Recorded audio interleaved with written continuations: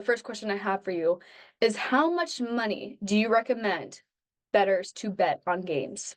It's a really good question, Logan. Honestly, I think the hardest part about betting, I always tell people it's easy to pick what you're betting on, but how much you bet on and also the frequency of how many games you're betting on per week is, I think, the most important thing. We call it bankroll management. And let's say you're depositing $100 in your sportsbook account.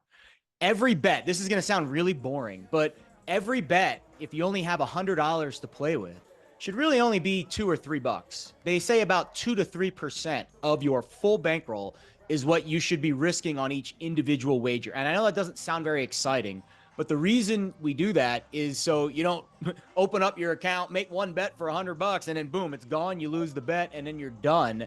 It's all about elongating that bankroll and trying to go as long as possible without having to redeposit again. We hear all the time about what bets to make, but tell us, what bets should we avoid? Parlays. And I know those are the most fun, right? Logan, everyone wants to bet the part. We see this on social media all the time. You see the long CVS receipt of 18 things that happened for this one person that took $1 and won like 100,000.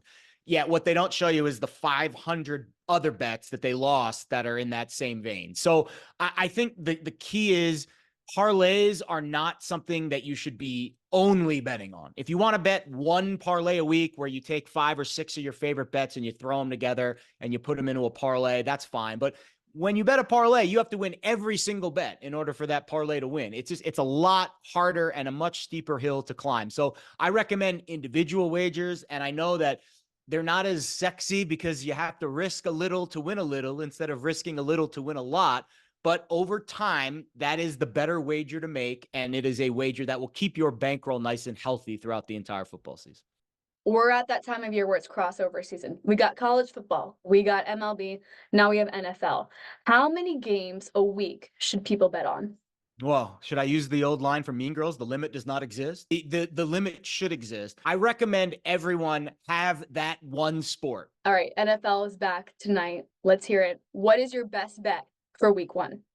Well, I know you guys are going to love this in the North Carolina area, but I'm going with the Carolina Panthers against the spread week one at the Saints. So against the spread, what does that mean? Well, right now you can bet Carolina +4 against the spread. That means the Saints can win by 1, 2, or 3, with 3 being, of course, a very key number in the NFL. Over 10% of the games land on 3, which is the field goal difference there.